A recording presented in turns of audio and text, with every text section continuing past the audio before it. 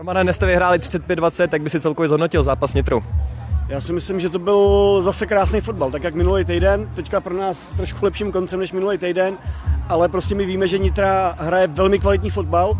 Teďka v poslední části sezóny vlastně se strašně zvedli, hrajou atraktivní fotbal, útočný fotbal a bylo to jako náročný. Snažili jsme se na ně připravit jakoby maximálně a myslím si, že to i bylo vidět, jo? Že měli jsme docela přečtený, bylo tam pár šťastných kečů, Mario Biro je prostě Mario Biro, tam jako se nedá nic moc udělat, tam cokoliv, co letělo kolem něj, tak chytil, myslím si, že si možná odez i chřipku odsaď a říkám, jako dobrý zápas, kluci udělali jako maximum pro to, že jsme chtěli hrát doma, to semifinále, to se nám teďka povedlo, zaručili jsme si vlastně domácí semifinále a pokud vyhrajeme příští týden v Plzni, tak bychom měli jít z prvního místa, takže za mě spokojenost.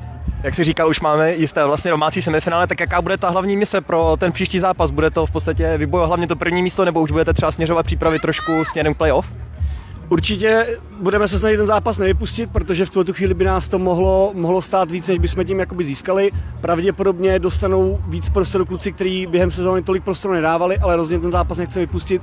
Budeme do něj naplno, tak aby jsme si udrželi v podstatě ten fokus, který máme teďka a udrželi to nasazení a tu laťku, kterou jsme teďka nastavili na té úrovni, na který je.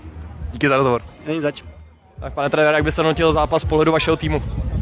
Dneska to akože nebolo to zlé, samozrejme boli tam nejaké chyby, aj sme skautovali super a fakt ako Vysočina klobúk dole ako záhra. Standa Lepiš robí skvelú robotu a vidieť, že vlastne tí opoziční tréneri robia skvelú robotu, tak ako ich on informuje.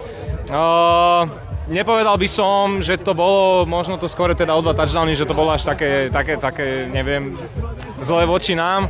Skôr nám to nevyšlo a verím, že sa vidíme vo finále. Vysočina je veľmi dobrý super, ja som tu hral osobne tiež pred 3 rokmi, nám ušlo o finále, takže stále je to o tom, že chceme im niečo vrátiť, ale s rešpektom a úctou superovi, lebo fakt Vysočina je skvelá organizácia Gladiators a ja ich sledujem, či to sú teklisti, flagisti a klobúk dole pred touto organizáciou. Díky moc.